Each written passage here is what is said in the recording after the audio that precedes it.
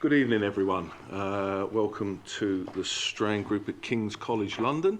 I'm the director, John Davis, and this is our 61st meeting. What an auspicious day. I've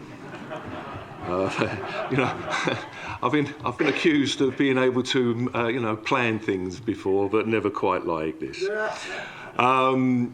There's not much for me to say. The first thing I'm going to say is how proud I am for this event, and so lovely to see so many, but also many new faces. The way that it's going to work is that we're going to have just a couple of words from one of the trustees of the Edward Heath Charitable Foundation. He's going to hand over to our chair for the evening, Lord Macpherson. We're going to hear from Lord Heseltine, then from Lord Clarke. There's going to be a bit of chat, some conversation with the audience, and then we'll all go for, I hope, a restorative drink afterwards. So without further ado, can I introduce Trustee Neil Carmichael of the Edward Heath Charitable Foundation, who is going to open proceedings.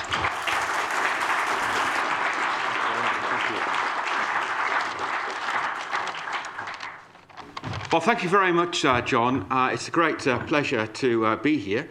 John, Anthony Teasdale and I worked this plan out a little while ago, and here we are, so success.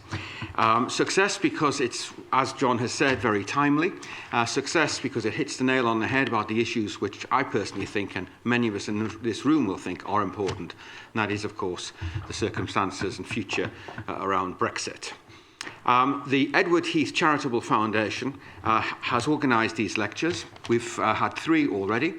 One in Nottingham, and our hearts go out to the people of Nottingham now.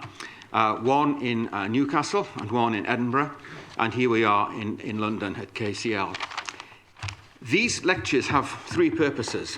Purpose number 1 is to engage with people about the issues at hand from the time Ted Heath was Prime Minister and explore what the changes and influences are as the ensuing decades have taken place. Second, it's to engage with people in universities so that we can actually create a platform for proper constructive debate about those issues, and so that we can expect more and more people to become involved in the things that matter. And thirdly, and this is really from myself, I want to be sure that we get this right in terms of Brexit. It was a disastrous decision, and we need to reverse it. And so tonight what we're going to be hearing about is effectively what happened from 1973 until now, why we ended up leaving, but the opportunities that we seized and the opportunities that we missed. And of course, because of today, we'll be exploring the performance of various Prime Ministers. Just one last thing, the Edward Heath Charitable Foundation doesn't run on thin air. We do always like support because we want to continue and enhance our activities, and our latest development is creating the Heath Forum, where we're going to have really robust academic research into the issues that matter.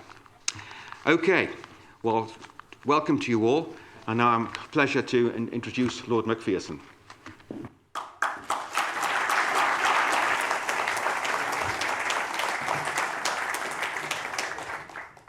Thank you very much. And I am a visiting professor here at King's College, and what we are particularly interested in is post-war political and especially economic history.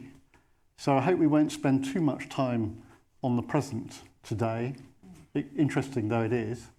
And without further ado, I would like to hand over to the sometime First Secretary of State, President Board of Trade, Secretary of State for the Environment, Minister, I think, for Aerospace and possibly Shipping in Ted Heath's government, amongst many, many other things, Lord Heseltine.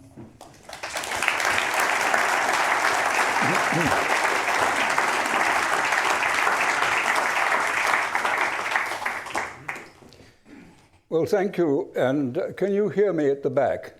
You can, that's fine. I'm not going to start with Ted Heath, although I am very happy to be associated with the people who are determined to ensure that Ted is given a proper historic perspective.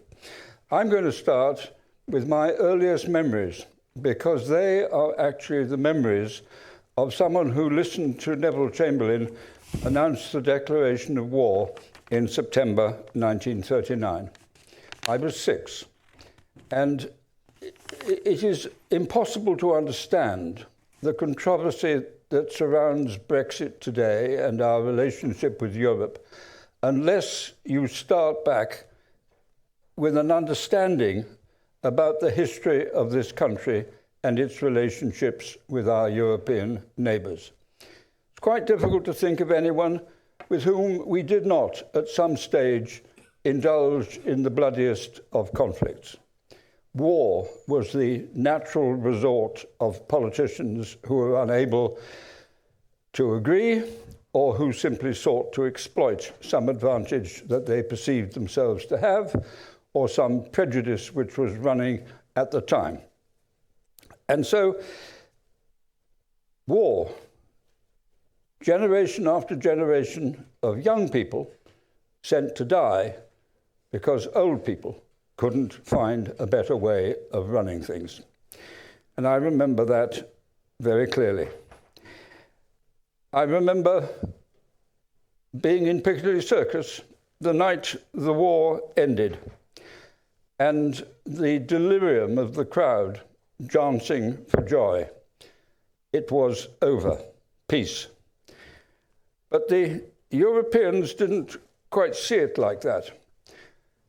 And although the suffering in this country and the loss of life was serious, it wasn't of the same nature in some respects as that suffered on the continent of Europe.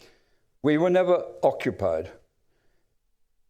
And all the principal European neighbours understood what it meant to find themselves under a foreign invader, either because of the activities of the Germans or because of the rescue organized by ourselves, the Americans and the Russians. So, from that climate, the men and women of the prisoner of war camps and the resistance movements had one overarching obsession: it must never happen again. The first significant development in that direction was a plan announced by Robert Schuman, the French foreign minister, who realized that to fight a war in those days, you needed powerful industries in coal, iron, and steel. And so the Europeans sought to find an accord which inter-Europeanized those three great industries. It was called a Schuman Plan. That followed the work pioneered by Jean Monnet to create a more ambitious framework, what today we call the European Union. And the first great missed opportunity for this country was our inability to join what was then a potential leadership of that arrangement. We certainly knew about it, and we considered it. Indeed, it was Winston Churchill in one of his famous speeches who declaimed we must create a kind of United States of Europe. Some people today dispute that and say, no, he didn't, nothing to do with us. If he had said they must create a kind of United States, then he could have been talking about the Europeans, but he didn't. He said we, and he was speaking as leader of the opposition in the Conservative House of Commons. The most interesting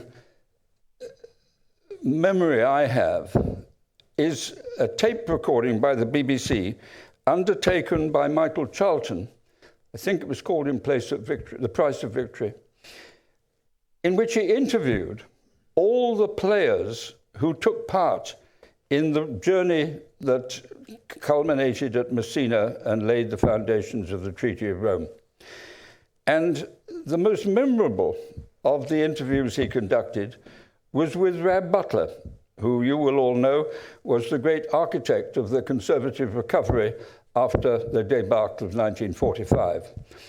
And he asked Butler, why did Britain miss out?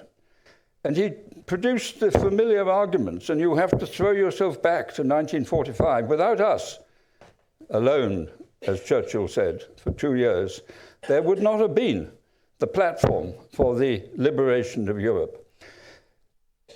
The contribution of the Commonwealth and Empire in defense of this country's interests had an indelible and justifiable effect. And the relationship with the Americans created what in my lifetime as an undergraduate at Oxford formed a blue ribbon club in the Conservative Party with a card in blue, 3 interlocking circles, Commonwealth, Europe, and America. And it was this that Rab Butler was talking about. It was the loyalties and the gratitude to forces of history in our terms, which made it impossible for us to throw in our hand with the defeated and broken Europe powers. And I will never forget Rab Butler's comment to Michael Charlton. It wasn't on, you see. It wasn't on. We were quite wrong, but it wasn't on. Those are the words of Edwardian England, but they were deeply expressed as to why Britain sent officials to the Messina conference who were ordered by the then chairman, Henri Spark, to leave the room because they could not answer the basic direction of travel. And so a deal was done. And it was the deal, if we'd been there, we'd have done. The Germans wanted markets for their industrial products. The French wanted money to sustain their rural southern economies, where otherwise the migration to the cities could have left vast parts of France depopulated and bankrupt. And so a deal was done, a French-German deal, not a British deal. The history is well known. Macmillan and the great wind of change speech told the British people the truth. We couldn't any longer sustain armies in Cyprus, Kenya, Malaya, trying to maintain an imperial hegemony across the world. We had to realize a new world was dawning. And and now we come to Ted, because Harold was rebuffed by General de Gaulle, who believed we were not psychologically ready. It's quite interesting judgment that, looking back on today's history. It was Ted who secured the deal.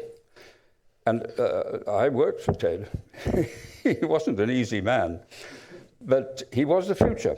I remember vividly saying to my wife, you must come and listen to this man, because he will be the future of our party. And so he was. He was a change of a social significant concept. And I worked for him as a minister. I learned a great deal.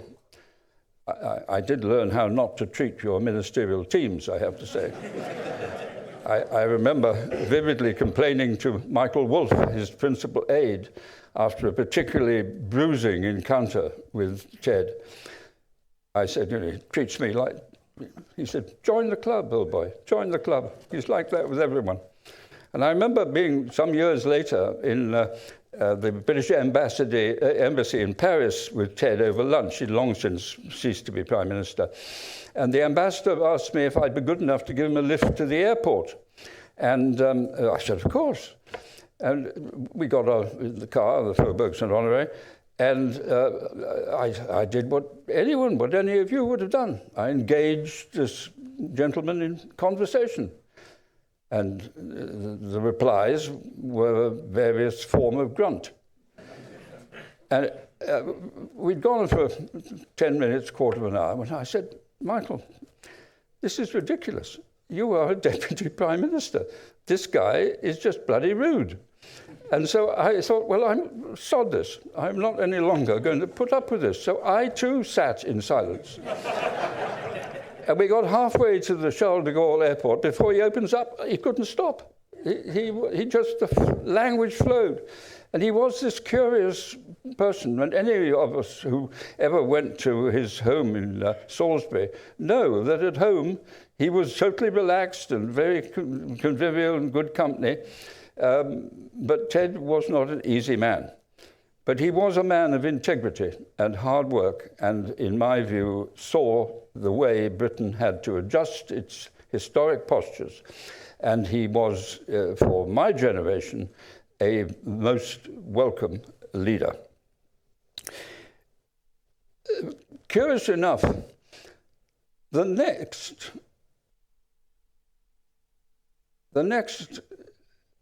Prime Minister, Margaret Thatcher, has to take initially a role of honour on the European scorecard. I think there's many views about Margaret Thatcher, and I have a fair number of them, but I think Margaret Thatcher's great achievement was the single market. She spotted the fact, you know, we all know about her renegotiation when she became Prime Minister, and she achieved significant benefits to this country. Let us have no doubt about that. But what she understood absolutely is that if there was going to be a harmonization of the rules and regulations governing the European marketplace, unless we were there at the conference table, the Franco-German deal would be replicated to our disadvantage. And so she sent Arthur Cockfield to Brussels. And Arthur Cockfield was a formidable negotiator. He was a chartered accountant. He had been a cabinet minister. And he had a wide experience of the way the world worked. He did a very good job. And we got a deal. You know, if you go into a negotiation, you don't come out with a black 100% to nothing scorecard. You do a deal that you can live with. And undoubtedly, it was a deal very sympathetic to the broad body of the broad economic structure of our country. Where I think Margaret's record becomes more questionable is that after the agreement of the single market, the difficult part began, to implement it. And to implement it, you had to have all the hassles in Brussels over every proposed directive, every country arguing its corner, trying to get a share of the deal, and then an agreed compromise directive. We had to put it through Parliament, and then, sometime later, late at night, armies of small business people, worn out by a day being their own salesman, their own production manager, their own accountant, their own salesperson, would come home to find yet another form. And all these forms, you and I know exactly. They're not comprehensible. They ask 1,000 questions, only 3 of which do you understand.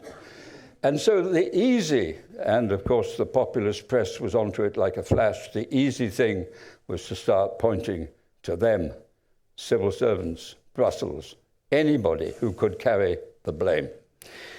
And Margaret, who had created this situation, who would have known full well that the implementation would be difficult and controversial, began to join the chorus of complaint. And that's where Euroscepticism took off. It's always in its element there, but never as a serious political force. It began in the latter years of the Thatcher regime. And it has, of course, moved significantly, as I will come back in a few minutes. But the remit of this speech was to talk not just of Brexit and Europe, but of the missed opportunities of my political life. And of course, whichever way you look, you can find, depending on your inclination, your experience, and your attitudes, you can find things you think were either not done or better done differently. I choose two. First, the inbuilt hostility to any concept of an industrial strategy in this country. And I first came across the problem. Well, first of all, I have created a business, so I have some idea about how small businesses work and how the capitalist system has to be engrossed and worked with. So when I was asked as the Minister of Aerospace to produce £6 million to subsidise a British space programme, I asked the officials, how much does Europe as a whole pay for space development? And would you then tell me how much America, through its space and defence programs, spend? I'll never forget the figures in yesterday's value terms. I was being asked to subsidise a British company for £6 million. The whole of Europe's entire space budget was £200 million. The American budget was £1.2 billion, 6 times. And my submission was Toy Town, playing at it. The ambassador of France and Germany would have got wind of what I was doing, cables back to Bonn and Paris. They'd have coughed up another few million to counter what we were doing. What was missing was any sense of the scale of the European space opportunity, the money that other countries were putting into it. And so we did a deal and created the European Space Agency. That was my first experience. Britain got the lead in satellite technology, which has been a great benefit to them since. I then became Defence Secretary. And I was sitting in my office one day when General Abrahamson came to see me. Not a universally acclaimed figure, but an important one in the history of our time, because he had been asked by President Reagan to mastermind the Star Wars initiative. You remember Star Wars? A screen through which missiles couldn't penetrate, which was going to be set up to ensure that the Western world was protected from Soviet aggression. And General Abrahamson had a budget of £29 billion. And Secretary of State, he said to me, today I could put £100 million into Heriot-Watt University in Edinburgh, where they are at the leading edge in the world of the technology dealing with this or that aspect of Star Wars. And of course, politeness demanded that I should have smiled and said, well, that's extraordinarily generous. I'm sure we'd like to cooperate. I think my reply was a little more muted, because what I heard him say was, I have £29 billion of taxpayers' money, and I know where every piece of advanced technology in the world is at its peak, and I'm going to do partnerships there everywhere. And anyone who thinks that the capitalist world is about freestanding companies competing with their own resources is completely oblivious of the fact that the American technological revolution is taxpayer financed through their space and defense budgets. So, of course, we have to recognize that we can't play in that game. And if that was true then, and I'm back in the 80s, what is the position today when the great environmental concerns with which I'm totally in support has seen the Americans produce astronomical sums of taxpayers' money in support of their greening technology? And what do we find? We find the European Union doing the same thing. And of course, China and India will be either already players or rapidly become players. And so where does Britain look to share this incredible horizon of technological expertise that it cannot finance itself? And that demands an industrial strategy for people who think about these issues. And from the Conservative Party's point of view, it is a tragedy because in the great post-war recovery of Brad Butler, an industrial strategy was a cardinal feature. Under Macmillan, he set up the Neddy organizations and the little Neddies. They weren't the best answer to it, but it was an industrial strategy. And I lived to see the reaction against this when Rolls-Royce went bust. Rolls-Royce went bust because it tried to compete with a defense-sponsored American aero engine with its own resources. There was criticism of Ted for letting Rolls-Royce be covered by state aid. No country on earth would have allowed a jewel of the engineering crown, which Rolls-Royce was and is, go either bust or into foreign control. So I've lived through all of this, and I had the extraordinary experience when David Cameron asked me to write a report on creating wealth in this country some 10 years ago. I couldn't get him to agree to use the words industrial strategy in my remit. And after quite very friendly interchange, we came to an agreement in pursuit of wealth and the context of other countries' industrial strategy.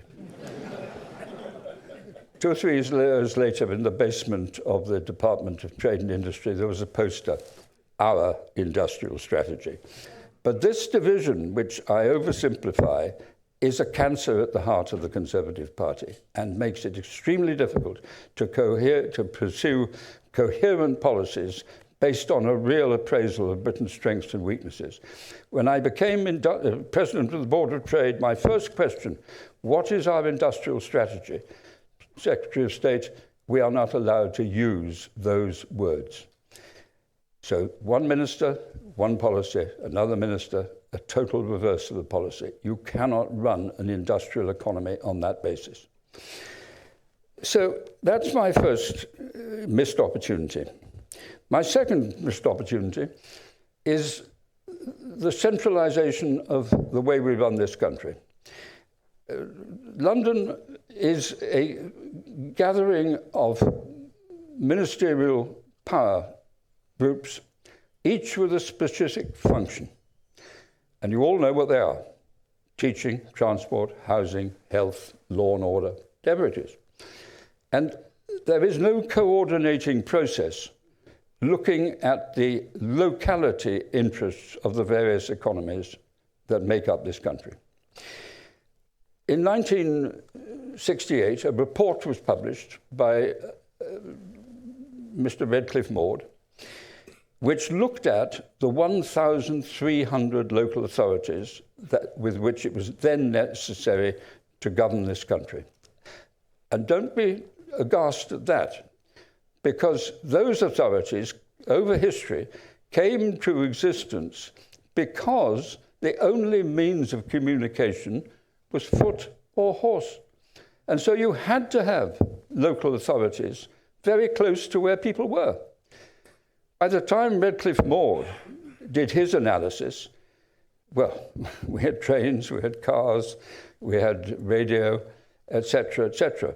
Look at it today, and of course, real-time communication with the internet is part of everyday experience. So Redcliffe Maud reckoned that we needed 60 local authorities. And that matches, actually, the local economies, whether it's Birmingham or Manchester, whether it's a county or wherever it may be. But I was there as number 2 to Peter Walker in 1970, and all we could get through the Conservative Party at that time was a rationalisation from 1,300 to 300. Basically, that's where we are today. But little by little, we've moved ahead. There are now mayors in most of the big conurbations. We have got some unitary counties. But so much is the political blockage part of the structure that no government has been able to actually take the logic that actually replicates what every other advanced capitalist economy has done: someone in charge and discernible economies. If you have a discernible economy, like Manchester, different to Birmingham, different to Newcastle, different to Plymouth, Bristol, then the first essential is to put whoever's in charge to the task of analysing what any businessman knows to be the name of the game, a SWOT analysis: strengths, weaknesses, opportunities, threats. You have to talk to the people who make up that local economy, in the private sector, in the academia, the public sector, the people at large. How do you think we can improve? What opportunities can we pursue? What investment are you prepared to back? And how can we mould the money that is available from central government in order to facilitate what becomes a partnership between central government and the locality? A model works across the world, which we have only partially got. I wish, and this would be my second great missed opportunity, I wish we had moved much faster. There is a nasty side to this story, because in 1990, something or other, I did get rid of all the two-tier authorities in Scotland and Wales. There weren't many Conservative councillors to object. So I come back to where my speech began, Europe, and to Brexit. And I don't intend to indulge in the language of extremism, but I have to repeat what many of you know and what I have said many times. Ken would agree with me. Brexit is a consequence of 20 years of frozen living standards. And if politicians are fighting against a frozen living standard climate, and there were many reasons for this. There was the economic collapse, there was COVID, there was the Ukraine war and the energy crisis, all of these things. But the temptation for the politician is to say, we'll sort it. It will get better. We can do it. Because that's what people want to hear. And politicians are in the marketplace of telling people what they want to hear. And so, well, we know what they were told. We will control our borders. We will set alight the economy. We will find new markets. And we will get rid of the enemies. And who were the enemies? Civil servants, immigrants, Brussels, foreigners.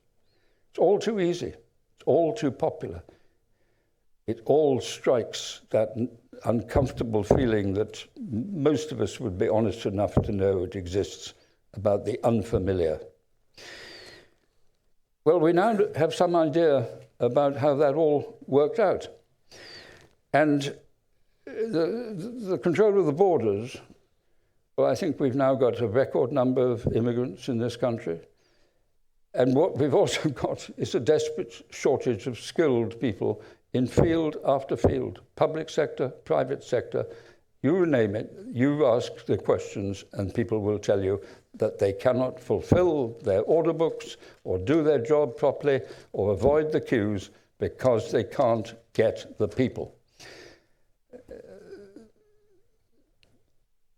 The boat people, that is a tragedy of horrendous nature. And I don't think people in government or public life have been as honest as they should about immigration. We all have these. They are all over the world. And however harsh we may think about the living standards in this country frozen for 20 years, if you're living in the middle of Africa or in parts of the Middle East or in the Asian region, we are living at a living standard of which they can only dream. The immigrants are not the idlers and shirkers of the underworld. They are the young people who want a place in the sun. And for them, we are the sun.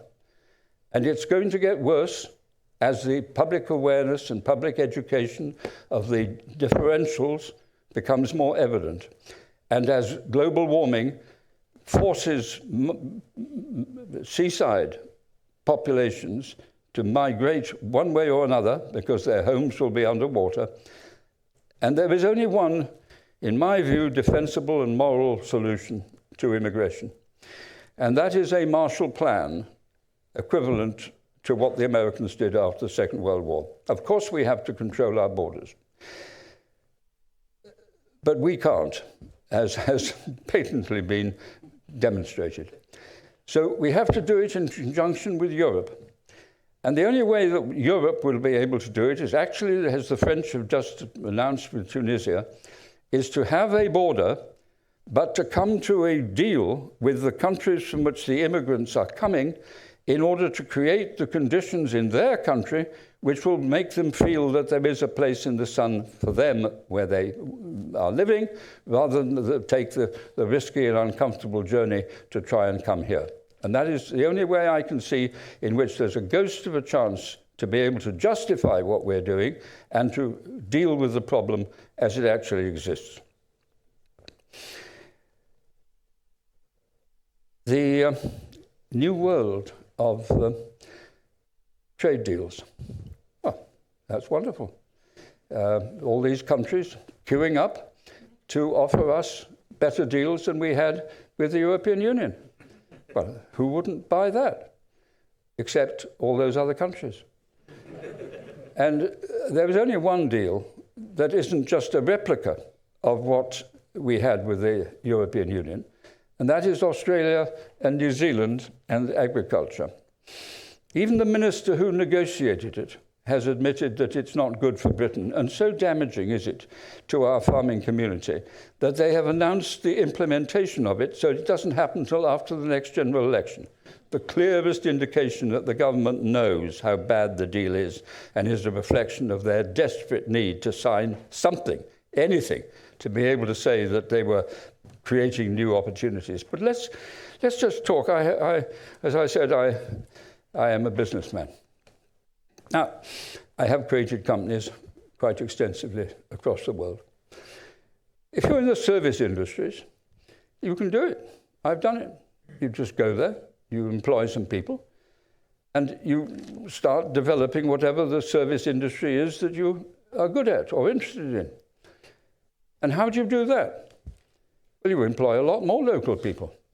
And if you're successful, you employ even more local people. But what good does that do to the United Kingdom? Well, if you make huge profits and you repatriate them, you live that long, then in fact there is a benefit. But the idea that there is some short-term benefit to compensate for cutting us off from our largest single market is preposterous. And suppose you are a manufacturing company, and there are plenty of them and plenty of precedents, and you go off to one of these third world or prosperous Asian countries, and you find that people like your product. Well, are you seriously going to pay the transport costs from a high-wage economy here if you can make the product in a low-wage, high-skilled economy where the market is? Well, of course you're not. So the idea that there is a great panacea of opportunity for Britain in the Far East by creating new deals, which they aren't doing anyway, is a deception, part of the Brexit deception. Oh, there's going to be a bonfire of regulations. Yes. Well, I know a lot about that because when I was president of the Board of Trade, John Major said, go on, Tarzan, swing in there, get rid of all these regulations, because we heard it all then. There was nothing new. And so I, with the enthusiasm that you would expect me to bring to the job, I published all the regulations that existed that held Britain back. All of them, 4,000 of them. So everyone who thinks that the civil service is somehow obstructing the process, they didn't obstruct it in my time, and most of the regulations I published are still there. So there is nothing secret about any of this, and there's no civil servant in the world who's powerful enough to stop these things becoming evident. So I was given a Minister of State in every government department, and I set up a public-private sector partnership in every sector of activity. And I wrote to every trade association in the country, "Dear trade association, I am your man. I'm told you are being held back. Your members are frustrated. Life is not easy because we are suffocating you with Brussels tape. So all you've got to do is send me a directive which is holding your members back, causing frustration, and I will look at it, and you can be sure, with a critical and enthusiastic eye." Not one reply did I get. And so 7 years on, yes, 7 years on since the referendum, there were 4,000 of these regulations which we were going to get rid of. Well, as yet, I think they've allowed the bankers to earn more bonuses, I think. But I think that's one. 4,000, it's now down to 600. And before a match has been put to the bonfire, they still can't tell us why these 600 are holding us all back. But I can tell you, because the difference between civilization and the jungle is regulation. If you want to talk about what the regulations are doing, I'll tell you. They're about safety, about the environment, about health, about disease, about risk to people, whatever it may be. They are things that politicians have done because public in a civilized society demands certain standards. And for a party to crusade on the idea that they will destroy this framework of a civilized society is dishonest, as has now been proved beyond peradventure. And so the European legacy, a pack of lies. There is now a consensus that Brexit has failed. Even the Telegraph allows its columnists to write headlines about the failure. Of course, that is only half of the problem. The other half of the problem is why and who. And the most appalling part of our public performance in this day and age is that element of our society saying it failed because we never tried it. We never did it. We never did it properly. And yet, all of these arguments have one characteristic: not a single example of what they could have done or should have done that would have made a difference. It's all them, foreigners, Brussels, Europe, whatever. Never look at this detail and put it right. And I was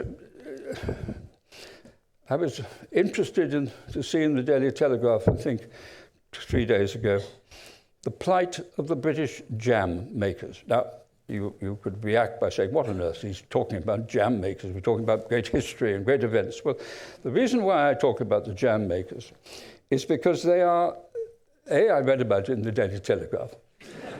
And secondly, because it's indicative of where we now are. Europe is one of the jam makers' biggest markets. Not surprising. The Europeans are changing the regulations about the contents of jam. Now, frankly, I don't know whether that's necessary or not. But what I know is that there's a row going on in Brussels as all the components countries of the European Union hassle over what their national industries are preoccupied by the new formulae for jam. A deal will be done. A directive will be created. It will be imposed throughout the European market. And what happened to the British jam makers? We've regained control, so they can shrug their shoulders. But they will have to accept that every pot of jam that goes to Europe complies with the new European regulations. So the only substantive difference is that we will stick with the Brussels regulations, but we played no part in the negotiation as to what those regulations should be. We became rule takers and not rule makers. And that was always the reality of what would happen. And so my own view is not to be unexpected. Brexit is the biggest sacrifice of British self-interest since the war. And I am dismayed that the leaders of our political parties are so anxious about the effect of telling this to the British people as it is and reversing it, that they talk about all the problems associated, but never the cause. And if there is a need today, it is for the voice of those people who believe in British patriotism, in British self-interest, in the European Union of which we are part, to raise their voices and protest as part of a journey back to the centre of power in Europe. Thank you.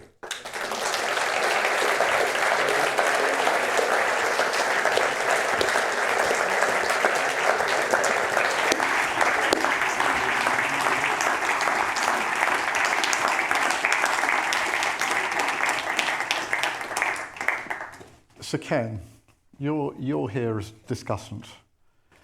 Tell us if there are any grounds for optimism at all.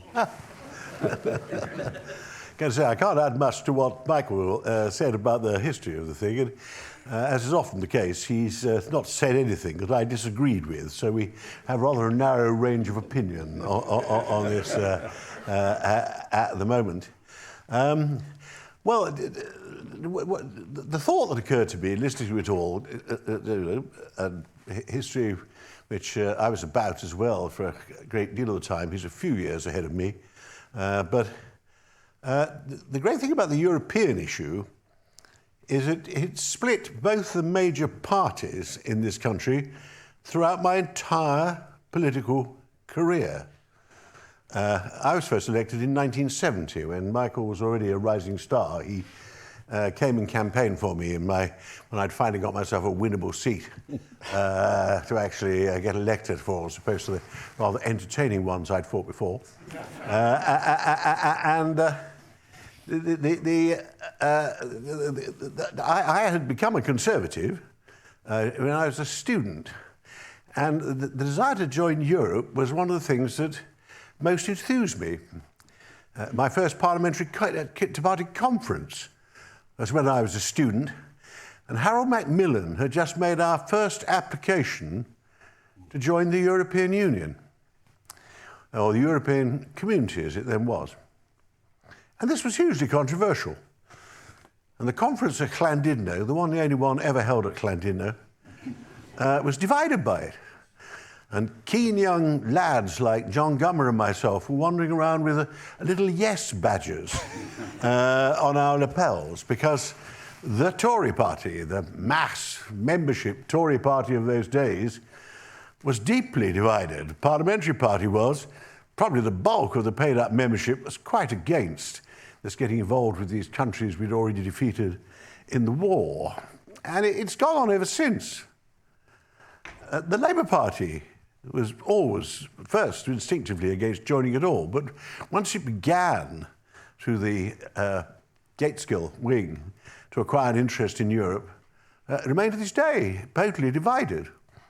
And one of the things that drove me to the Conservative Party was Ted and his particular commitment to it, and the fact that it was quite obvious that people like him, and Geoffrey Rippon as well, as it happens, their biggest single interest was getting Britain into the modern world by joining the European Union. And I, because of my age, was most influenced by Suez, the whole Suez debacle, which as a young man I formed the wrong judgment of for about the first 5 minutes. And by the time it was over, it was plainly a fiasco. And it just summed up how out of touch we were becoming with the modern world, and how left behind by the economies of Germany and France, which were already outstripping us, how we had to join the modern world, and it was through Europe.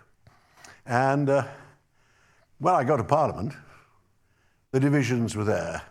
but the pro-Europeans were stronger because of the leadership of Ted Heath.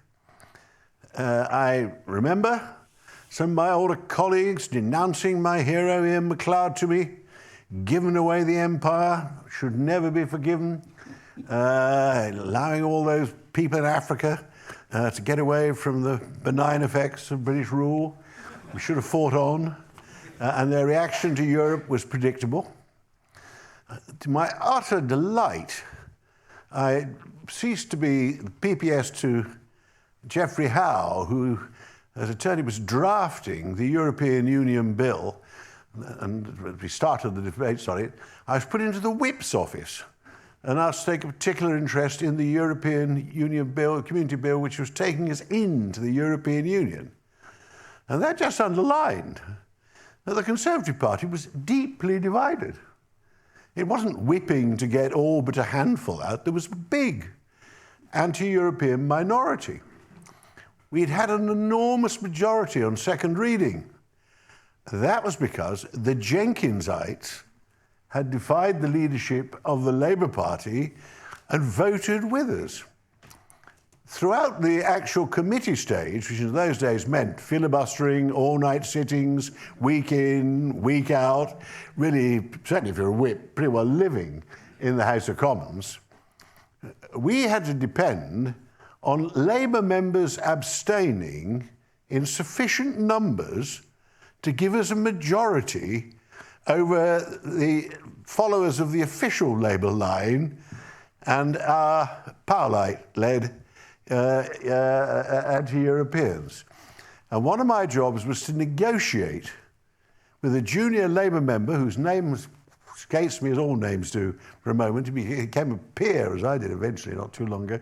But anyway, I had to go and see him and tell him how many Labour members we needed to clear off the following day on our calculations of the number of rebels we were going to have on the next amendments. And that's how we got into the European Union. We nearly made a mistake one day, but the closest we got was a majority of 4, which was a bit close for comfort, because people were all slipping away in the all-night sittings. You had to keep an eye on it. But the debates, I listened to every, being new and keen, being a whip, being a PPS on the bill before I'd been a whip.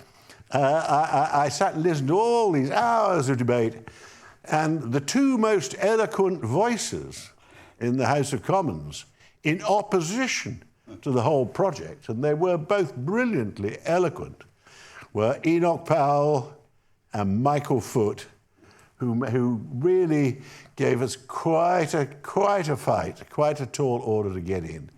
And in a system which is dependent on these two big, broad, pre-packed coalition parties, a system I always defend vigorously.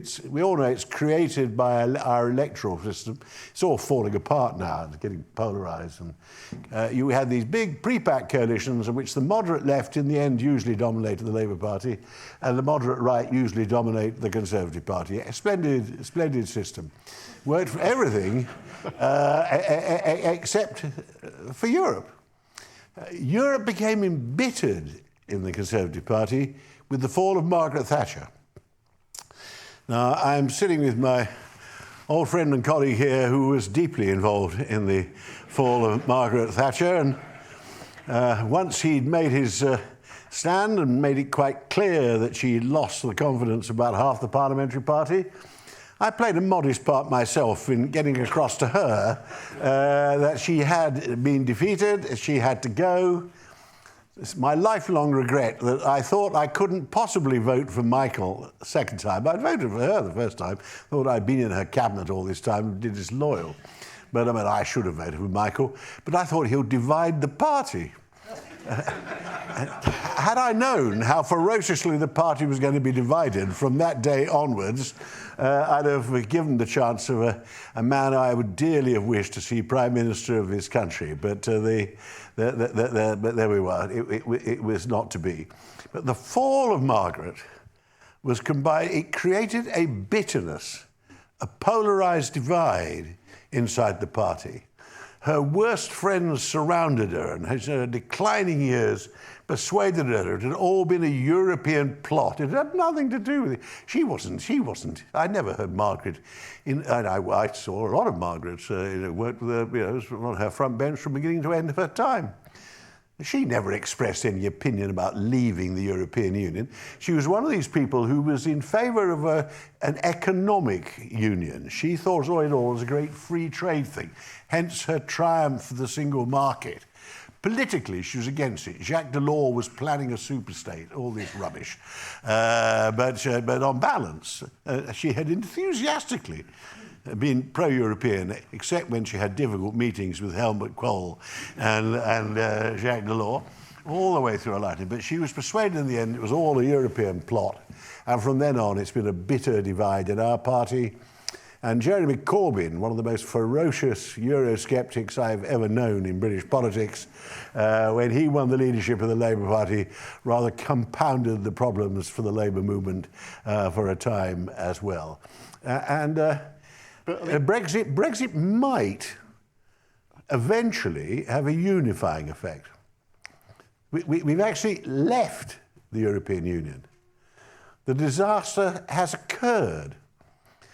An idiotic 3-week knockabout campaign in which the leading figures who made the national news on both sides talked utter rubbish, much of it dishonest, throughout the entire time, and no serious issue was addressed, is meant to have decided Britain's role in the world for the future and our trading relations with the once globalised economy.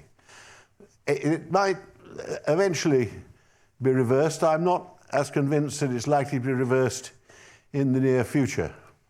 But it is going to get us to think, and it's going to bring back together those people who do take an interest in our role in the world, who do take and believe in our values of liberalised democracy and so on, and who do believe that we need close ties with our biggest and most valuable market in order to keep ourselves in the forefront of the modern economy if we can get out of the disaster we are at the moment. It's just possible the reaction to Brexit, if younger men than Michael and myself can be persuaded that it's politically realistic to start mobilising it, they'll have to decide when. You never know. It might one day bring us back to our senses. Okay. When I look at politics today, I don't think it's likely to happen soon. Can I just challenge you on this? Because you accepted the referendum result. My recollection is you were No, not... I didn't. No, I know you didn't. Sorry. I voted against Article 50, having dismissed the whole daft idea of a referendum. I know you did that. I found out I was the only Tory who did. You were not a massive supporter of a second referendum, were you? I'm not in favour of any referendum. I cannot think of a sillier way of deciding great issues that involve the future of our future generations and our role in the world. To be fair, your proposal that we should stay in the customs union would have been passed were it not for my friends in the Scottish National Party. But practically, I mean, Michael, you think we should rejoin the European Union as soon as possible? Yes. Ken, I think you're a bit more realistic that that's not going to happen. I think I'm realistic, yeah. Few years. What practically do you think whoever wins the next election should do to get us closer to the European Union with a view to opening up options in the future? Well, I'll let Michael have it, but in my opinion, I would shut up about it in the next election. Party leaders are looking for the subject for the election that will get them votes from that difficult, wavering world of disillusioned supporters of your opponents and the completely non-political middle who usually vote the way their family votes but change occasionally on impulse. And Brexit produces an inner groan in that difficult, unlikely audience.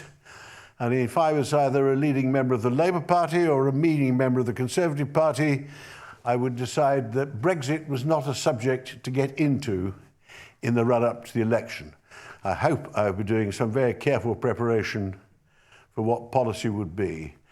What policy very broadly do I think we can go for? I would settle, I think it's the only thing you're going to get without causing mayhem at the moment. The parties are not ready for the full return to Europe, which of course I would prefer. I would settle for rejoining the customs union and the single market, or the single market, but not describing it like that at all. I would describe it as finishing Brexit by an all-embracing new trade agreement, a non-EU one, with our EU partners, and the more it resembled the customs union and the single market, the better. And I'd hope we could devise some rhetoric to show it. Isn't that Keir Starmer's policy? I hope it's Keir Starmer's policy. I think there are quite a few members of the present Conservative cabinet for whom that would be the policy if they thought it was possible. But in the present turmoil of my party, God knows what's possible. Michael, would you settle for that? No. We've had this discussion briefly before, Michael and myself. He thinks I'm wet, weak and... I think that the mood is changing. You can see it in the newspapers, you can see it in the public commentators, and there is a growing resentment, particularly in the younger generation, that we are excluded from the corridors of power. And the duty of public life and politicians is to lead, not to follow. There is a wonderful definition of a politician who waits to see which way the crowd is running, dashes in front and says, "Follow me." I am of the view that politics should be about leadership and vision and truth. And I think that there will come a time where I think Ken and I are not so far apart. If you say to me, "Are we going to rejoin tomorrow?" No, we're not. But I'm looking for people who have the vision and the determination to start the process of moving ever closer. And there are endless ways in which there may be deals to be done. The first is to sort out Northern Ireland, for example, which Sunak has made significant progress to doing. But then there are things like the Erasmus program and other scientific programs where our scientists have been excluded. We could try to negotiate ways back there. There are ways in which the young people could be given return opportunities to travel across Europe. There are ways in which some of the service industry creative talent, like musicians, could get access to the European marketplace. So instead of the lunacy of Jacob Rees-Mogg being put in charge of a department called Exiting the European Union, I would have a department called Returning to Sanity with the European Union. No, I hate to sound like a smoke-filled room politician, although, of course, I got stopped from smoking indoors, I undoubtedly was.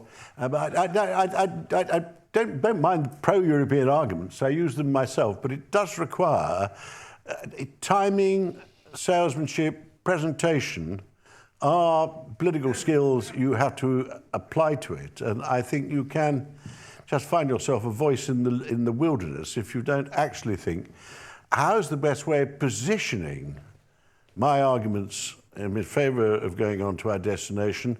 How are we most likely to succeed? And the reason I'm much more cautious than Michael is about joining in the debate now, I think particularly politicians of my generation, I'm subject to just being dismissed as an old Ramona.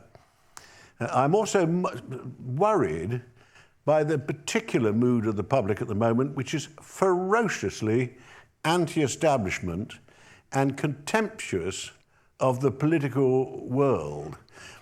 You know, 80% of the public would agree with the proposition. There's not much point in voting for any of them. They're all as bad as each other, and they're all only in it for what they can get out of it.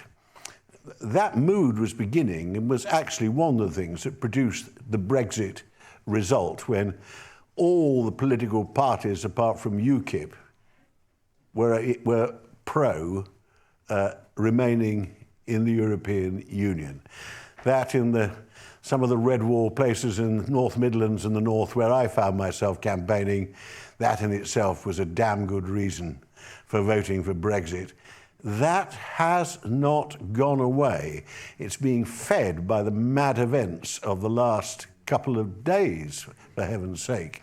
And so I put it very simply and childishly, because I tried to keep my answer short for a change, but I asked what I would actually be trying for at the moment. But a subtler version of what I was saying, I think, is called for. To go into the next election on a platform of reversing Brexit would, in my opinion, as they used to say in Westminster, very courageous minister to be doing. Yeah, but Ken, look, of course, I agree with the need to devise strategy and to think how you're going to approach it.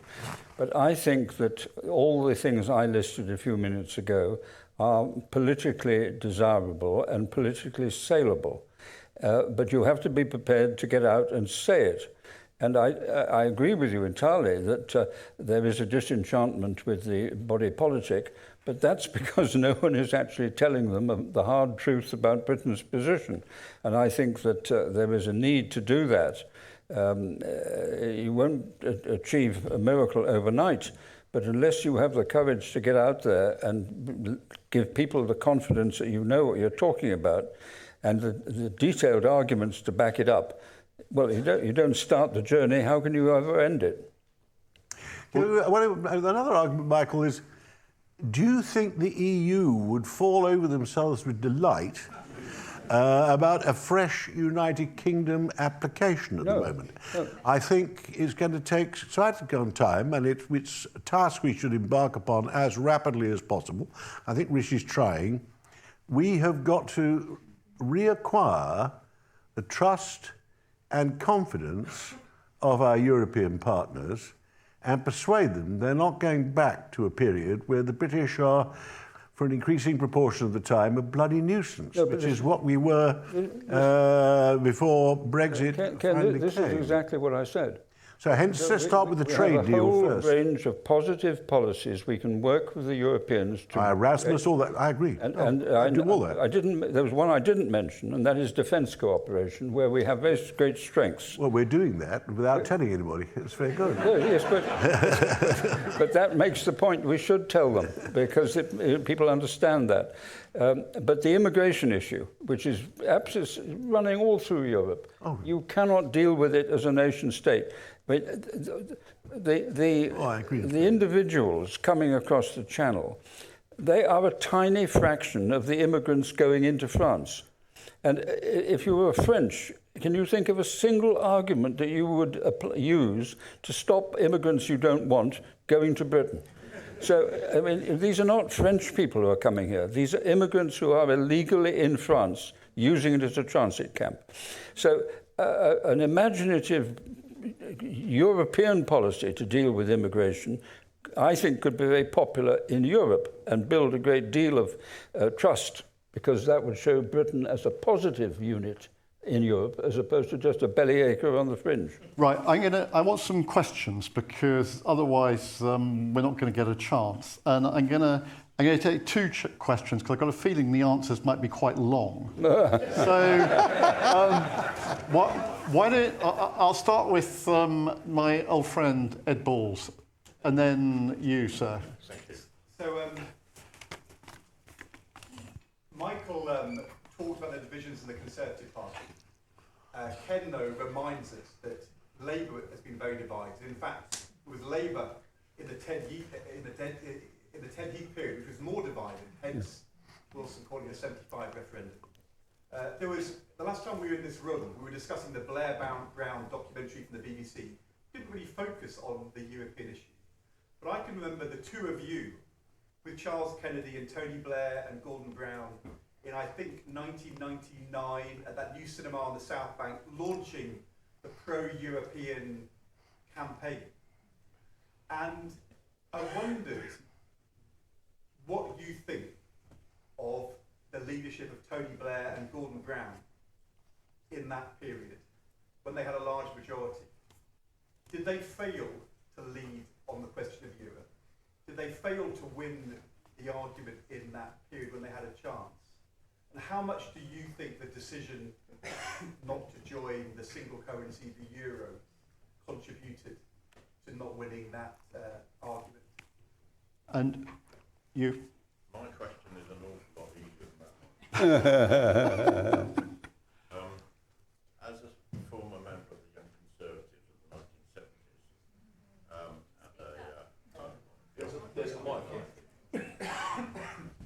Can you speak up a bit? Oh, there's a microphone. As a former member of the Young Conservatives of the 1970s and a current occupant of the number 65 omnibus, I wondered if your opinion on the fact that John Major signed the Maastricht Agreement had an effect on David Cameron allowing the country to decide whether we should be a member of the EU or not. Okay, so 2 questions there. Blair and Brown, did they do enough? Should we have joined the euro? Incidentally, George Osborne now is of the view that we should have joined the euro, which is interesting. We should or shouldn't? Should. Should, yeah. And the other question is, did the Maastricht Treaty sow the seeds of the referendum? Yeah. Michael, why don't you go first? Well, I'm sure the Maastricht Treaty was very bruising for those of us in government at the time. And a point that Ken and I agree about, we both agree about what we think was the worst decision we ever took in public life. And that was one night in the Commons in John Major's office when he was confronted with the issue of the euro, and he was passionately concerned about what the party said. And Ken, to be his great credit, was resolute against it. Well, he wanted to hold a referendum on it. Yes, but Ken, do you remember? I remember. We have indeed agreed. We both agreed it's the worst mistake either of us has made now. We know about. You were hostile. You were hostile, and I think intervened to persuade you that on the narrow issue of the referendum on the euro, we could support John. And we did that night, and it was a disaster. John announced it within 2 days, and the headlines were European referendum. So, in a sense, I'm afraid 2 guilty men started this process on a very narrow basis, but of course it was exploited dramatically. I think if I was sitting in Ed's place, I might have rephrased the question. Do you think... No, but it's no. I'm very sympathetic. Sorry, I'm very sympathetic to the question. But what I might have said is, do you think that Tony Blair could have withstood Conrad Black's telegraph and Rupert Murdoch's son? And I mean, you think of any other country in the world that would allow 2 people of that sort to own their principal newspapers, peddling propaganda. To this day, plus the Daily Mail. And I think that was more than Tony Blair could be expected to He'd been in power for quite a long time, a relatively successful Prime Minister, except for Iraq. And he had the Tory party going against him. He had the popular press against him. I think it was unwinnable for him. Should we have joined the euro? Well, do you remember it was going to cause civil war in Europe? Now people are queuing up to join the euro. And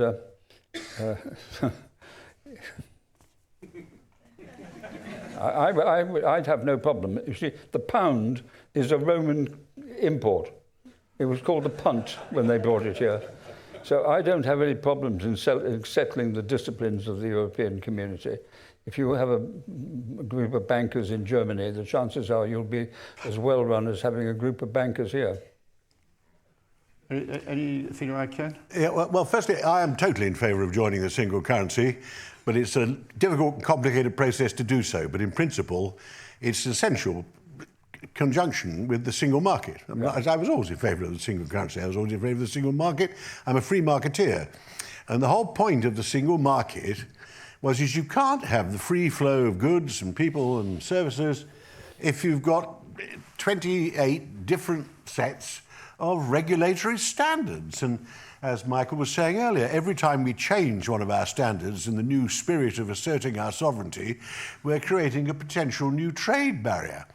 And of course there are thousands of European regulations, but one set of European regulations which every country in Europe follows is better than 28 different sets of thousands of regulations.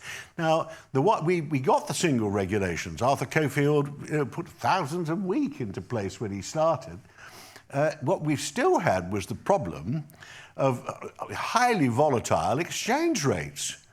All freely traded and rising and falling against each other the whole damn time, and an obstacle to trade, a distortion of trade. Now, it's easier said than done, because in order to actually maintain the stability of different currencies, the ones that, the currency as a whole, with all those different governments, is you do have to have some very strict rules on fiscal responsibility and so on. And that, as in negotiating so many European rules, domestic ones indeed quite often in this case, is a nightmare of a difficulty. And it's, in fact, the Europeans have not made a very good job of setting up the euro in the way they eventually set it up, because they weren't able to solve all the problems, and every now and again they go through a crisis. They went through a bad one 6 or 7 years ago, where the Germans had to accept that their absolutely adamant and ferocious views really did have to be relaxed in the real world.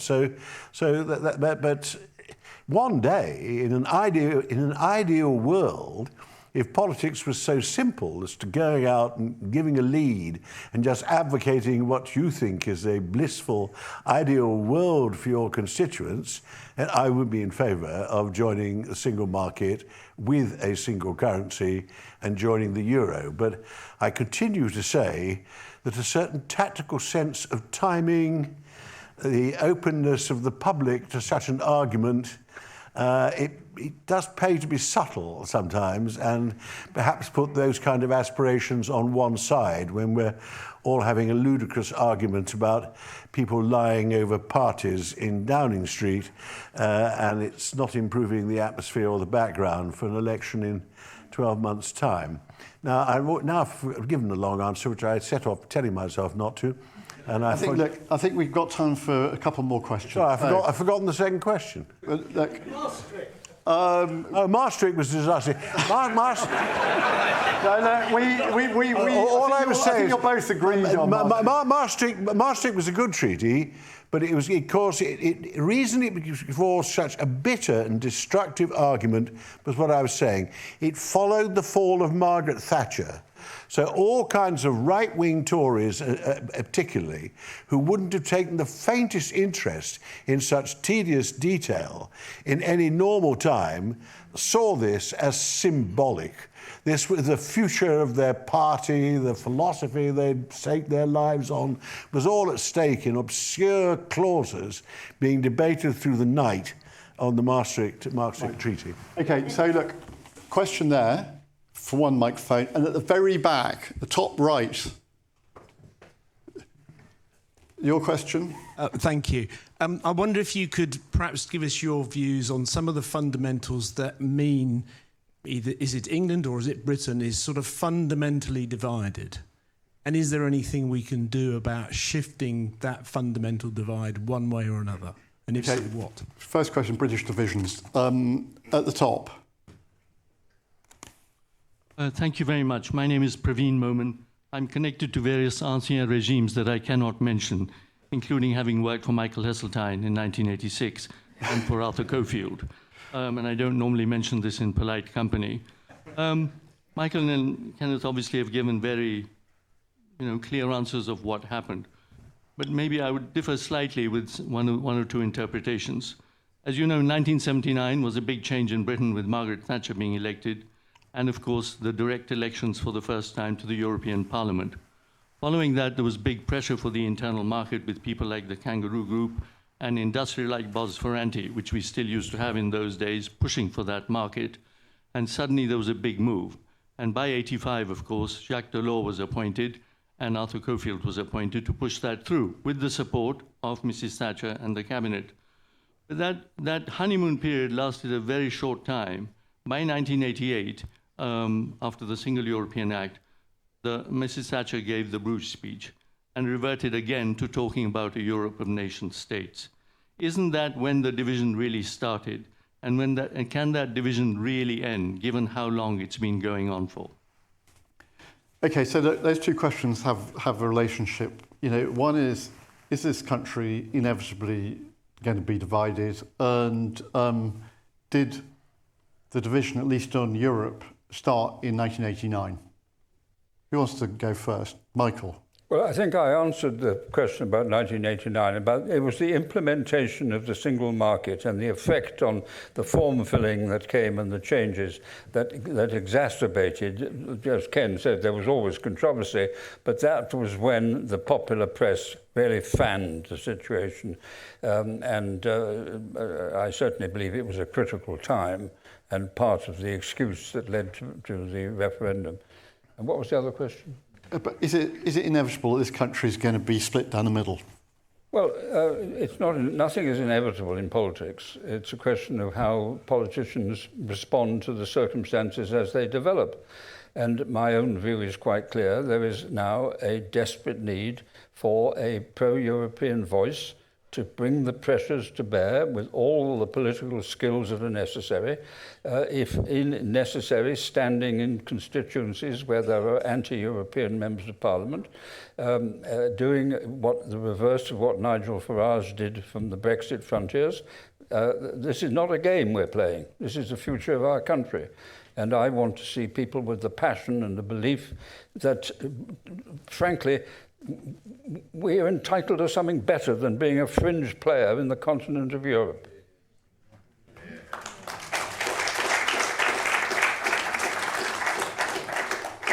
Anything to add, Ken? Well, just on one of the key things that happened in the 80s during Margaret's day, before it didn't affect her at first, was Conrad Black buying the Daily Telegraph. Yeah. The Daily Telegraph before that had been the Bible of the Conservative Party at prayer. It was a splendid man called Bill Deeds ran it benignly. It was the most loyal to the party leadership, read by every respectable middle-class Tory voter throughout the country. And Conrad, a rather engaging, eccentric Canadian, bought it because the express purpose of trying to influence British politics.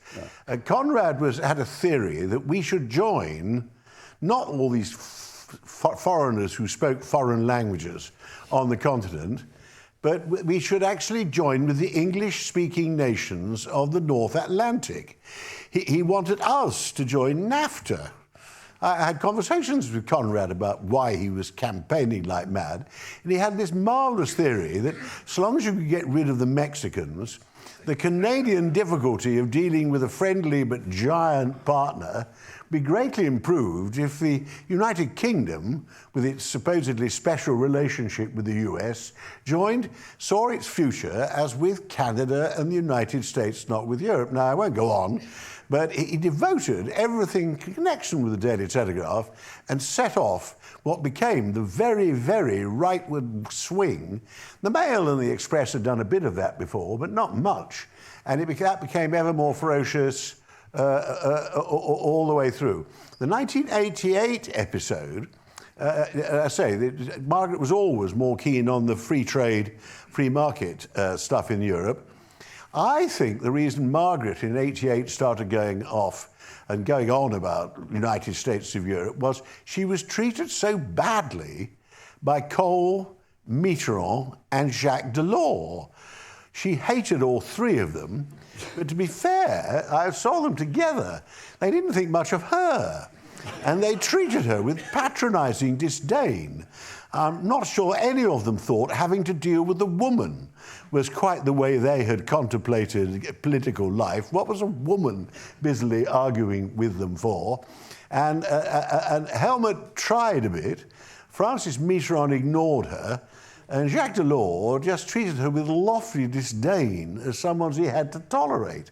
And this, not surprisingly, did have an effect on the development of her views on Europe and her conviction that these dreadful people were going on from the excellent bits of Europe to actually have a United States of Europe. Now, I will stay short because the other question is an enormous question, like the question of immigration I didn't come in on before, where in the early days of all this, there's a global crisis. There's obviously a global economic crisis, which I don't think appreciate the seriousness of, usually in our debate in this country.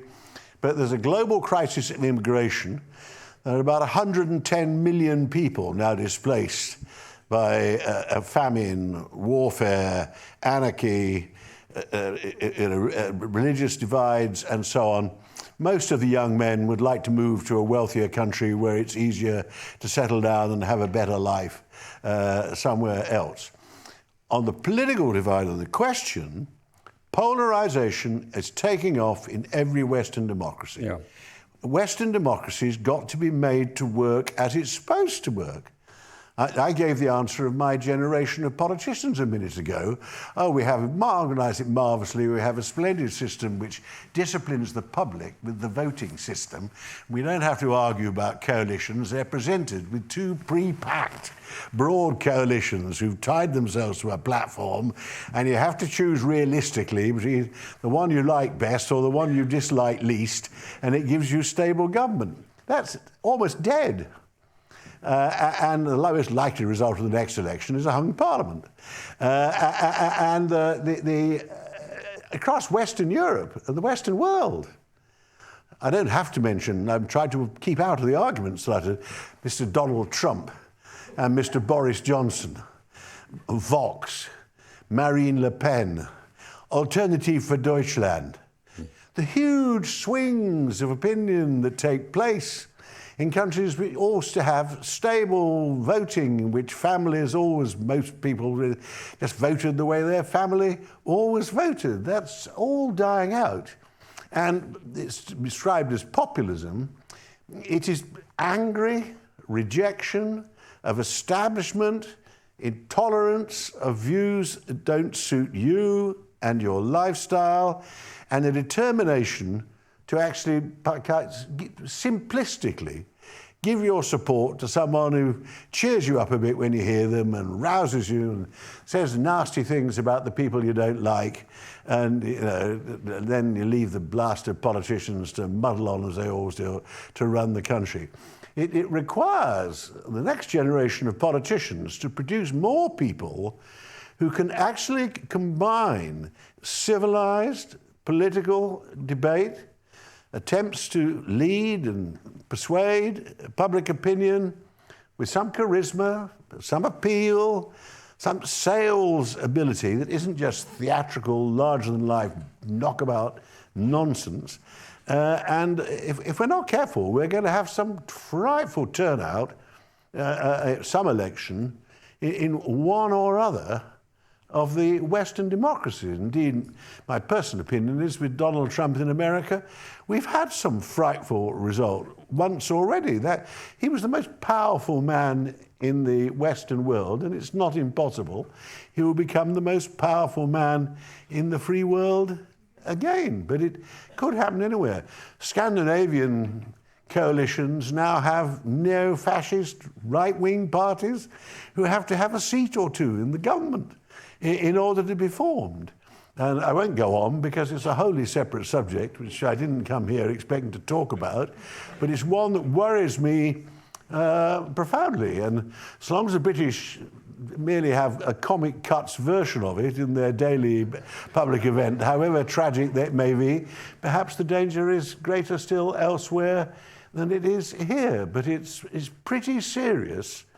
The old Christian Democrat, Social Democrat, right of centre, left of centre divisions between reasonably stable and responsible and patriotic parties is getting as near to death as our old globalised liberal free market economy is getting close to death as well.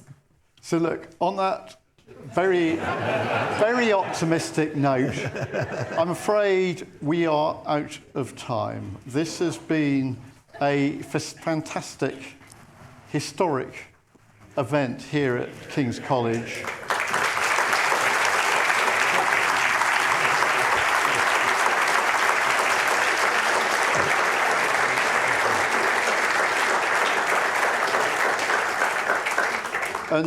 And listening to these two voices of moderation and common sense, and indeed internationalism, is a breath of fresh air.